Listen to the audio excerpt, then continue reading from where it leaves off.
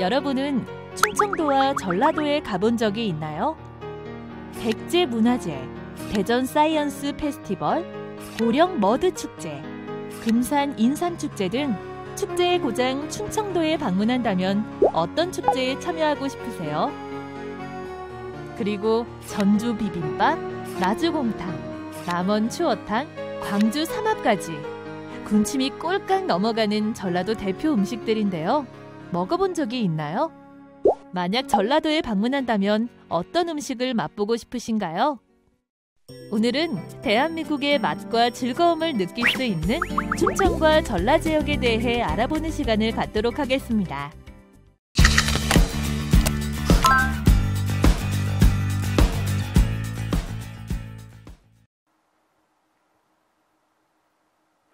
안녕하세요. 세계 각국에는 다양한 지역들이 모여서 하나의 국가를 이루는데요. 그럼 이번 시간 제일 첫 내용으로 충청 지역의 위치에 대해 알아보겠습니다. 충청 지역은 서쪽으로 바다와 만나고 동쪽으로는 경상도, 남쪽으로는 전라도와 맞닿아 있습니다. 그리고 동북쪽으로는 강원도, 북쪽으로는 경기도 지역과 닿아 있고요. 남한의 중간 부분에 있어서 한양이 수도였던 조선시대부터 지금까지 수도권과 경상 지역, 전라 지역을 이어주는 교통의 중심지 역할을 하고 있습니다.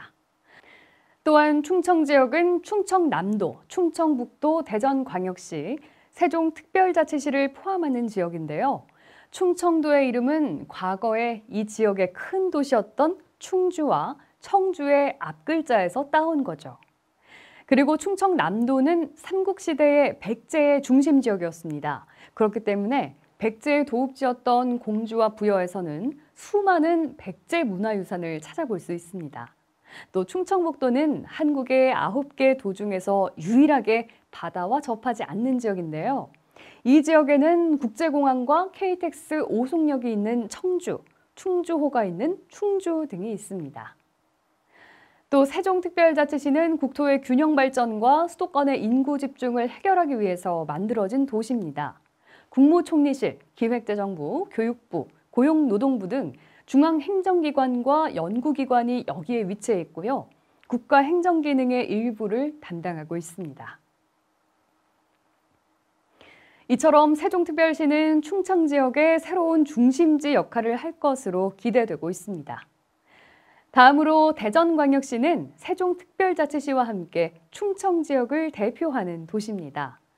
1974년에 만들어진 대덕연구단지는 대전을 과학도시로 자리 잡게 했는데요. 그래서 대전광역시에서는 많은 과학 행사들이 개최되고 있습니다. 그리고 1993년 세계과학 엑스포가 개최됐고 매년 10월에는 대전 사이언스 페스티벌이 열리고 있습니다. 알아두면 좋은 플러스 팁, 어떤 팁인지 살펴볼까요? 충청북도 단양에 있는 8가지의 아름다운 경치를 가진 곳을 단양 팔경이라고 부릅니다. 그럼 단양 팔경 중 첫 번째로 꼽히는 도담산봉에 대해 이야기해 볼까요? 도담산봉은 단양읍 도담리에 있는 3개의 봉우리로 된 섬입니다. 도담산봉은 이성계가 조선을 세울 때 그를 도왔던 학자 정도전에 관한 이야기로 유명한데요. 정도전은 도담산봉을 무척 좋아해서 중앙에 있는 봉우리에 정자를 짓고 시를 읊기도 했습니다. 또한 정도전의 호는 산봉인데 이는 도담산봉에서 따온 거라고 하네요.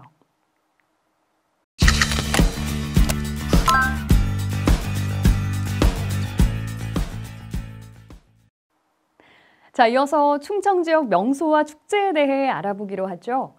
충청 지역에는 역사를 느낄 수 있는 유적지와 아름다운 자연 환경 등 볼거리들이 많습니다. 그럼 충청 지역의 경치를 감상할 수 있는 대표적인 관광지를 알아볼까요? 첫 번째로 태안입니다. 태안은 서해 바다의 아름다운 해수욕장과 자연 휴양림이 유명합니다.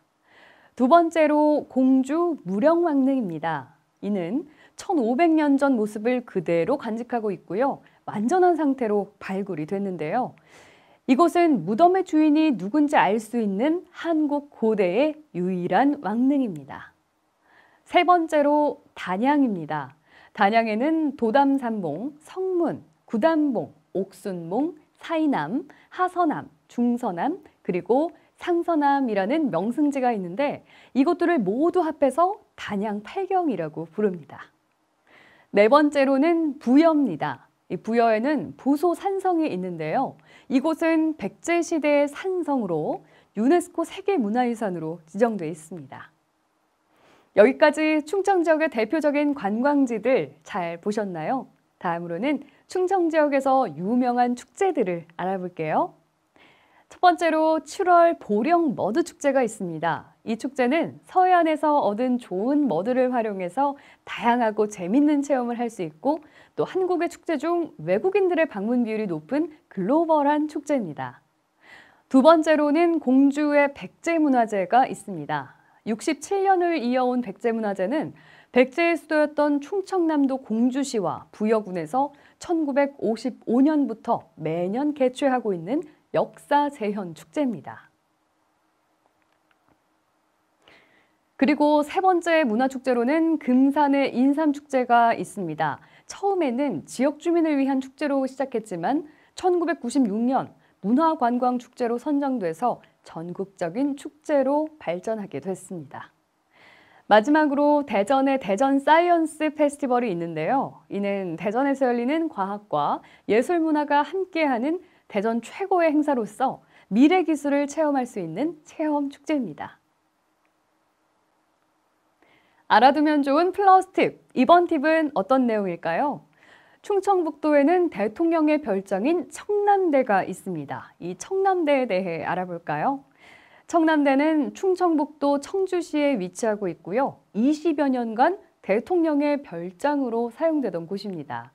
하지만 2003년에 노무현 대통령이 소유권을 충청북도에 넘긴 뒤로 대통령 별장으로서의 기능은 사라졌고 현재는 일반인에게 개방되면서 다양한 문화 행사가 열리고 있는데요. 청남대는 아름다운 자연 환경과 드라마의 촬영지로도 유명합니다. 또 청남대를 관람하기 위해서는 알아야 할 사항이 있습니다. 승용차 입장을 하루 500대로 제한하고 있으니까요. 이 청남대를 구경하려면 누리집에서 미리 예약을 하고 가야 된다는 점 잊지 마세요.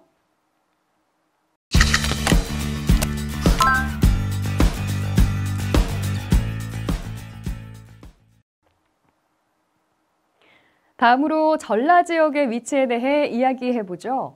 전라 지역은 한국의 서남부에 위치하고 있고요. 호남 지역이라고 불리기도 합니다.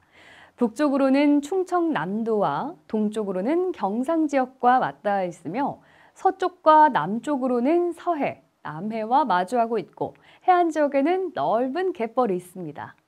그리고 전라 지역은 전라남도와 전라북도, 광주광역시를 포함하는 지역을 이르는 말인데요. 전라도는 과거에 이 지역의 큰 도시였던 전주와 나주의 앞글자를 합해서 만든 이름입니다. 전라도는 평야 지역에서 쌀을 많이 생산하고 서해와 남해의 양식장에서는 다양한 해산물을 생산하고 있어서 풍부한 식량 자원을 바탕으로 음식 문화가 크게 발달했습니다. 또 판소리, 민요 등과 같은 전통 문화도 잘 보존되어 있는 편이죠. 한편 최근에는 중국과의 교류가 늘어나면서 새만금 간척지구, 목포항 등을 중심으로 전라 지역의 상업과 무역이 발달하고 있습니다. 그리고 서해안 고속도로, KTX 등으로 교통이 더 편리해지면서 전라 지역을 찾는 기업체와 사람들의 수도 증가하고 있고 이에 따라 발전이 더욱 기대되고 있습니다. 또 2012년 여수에서 세계 박람회가 개최되기도 했습니다. 광주광역시는 전라 지역 최대의 도시로 정치, 경제, 사회, 문화의 중심지로 발전해 왔습니다. 또 자동차, 타이어, 첨단 산업, 가전제품 등 다양한 분야의 공업단지가 위치해 있고요. 국립아시아 문화전당, 광주 비엔날레 등을 통해서 다양한 문화 콘텐츠도 제공하고 있습니다.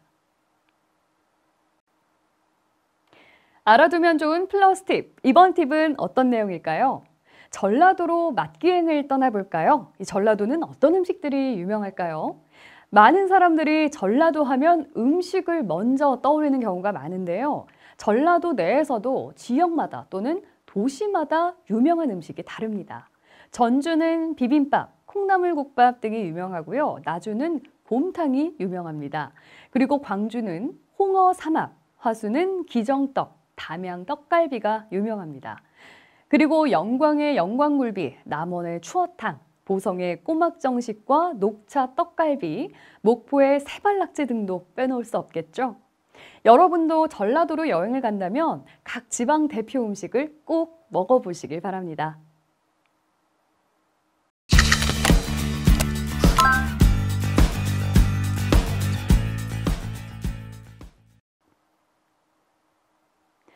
다음으로 전라 지역의 명소와 축제에 대해 알아보겠습니다. 전라 지역에도 충청 지역과 마찬가지로 많은 관광 명소와 축제들이 있는데요. 한번 알아볼까요? 그럼 먼저 명소를 알아보도록 하죠. 전라 지역 명소는 대표적으로 600여 채의 한옥들이 모여있는 전주 한옥마을과 유네스코 세계문화유산으로 등록된 고창과 화순의 고인돌 유적지, 그리고 한반도의 가장 남쪽에 위치한 해남 땅끝마을이 있고요.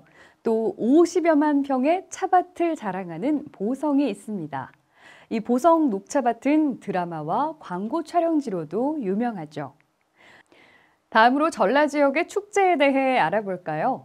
먼저 전주 지역에서는 6월에 한국 최고의 국악축제인 대사슴놀이가 열리고 9월에는 전통음악과 세계음악을 중심으로 하는 전주 세계소리축제가 열립니다. 그 다음으로는 남원입니다. 남원에서는 4월에서 5월에 남원 춘향제가 열리는데요. 여기서 춘향제는 춘향이의 사랑과 의지를 주제로 한 축제를 말합니다.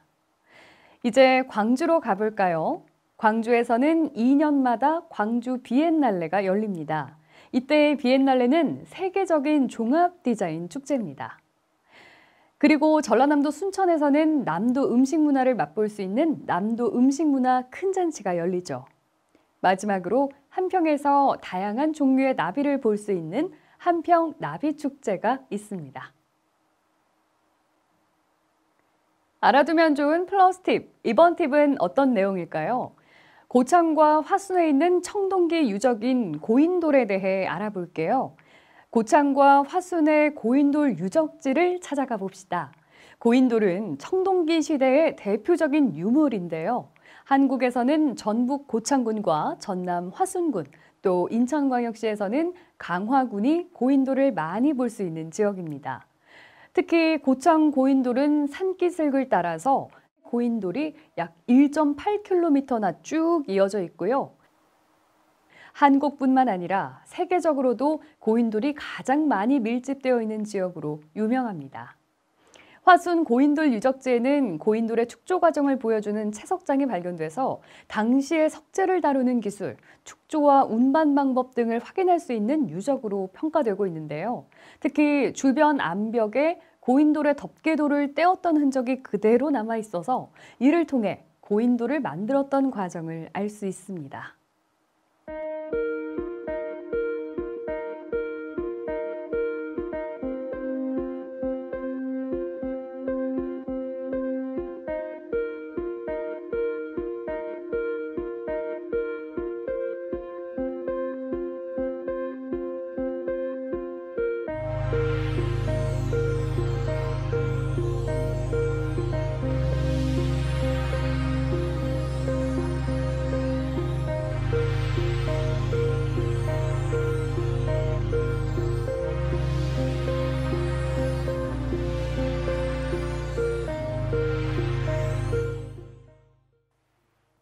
낙화암은 충청남도 부여군 백마강변의 부소산에 있는 바위입니다.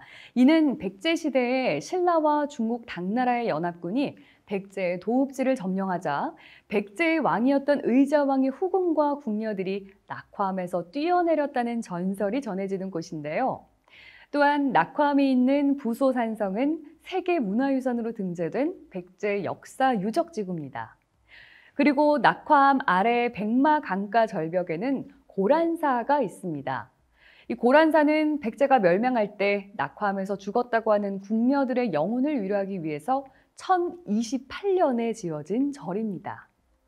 여러분이 살고 있는 지역이나 자신의 고향 나라에 전해져 오는 전설이 있나요? 자신이 알고 있는 이야기가 있다면 함께 이야기 나눠보시기 바랍니다.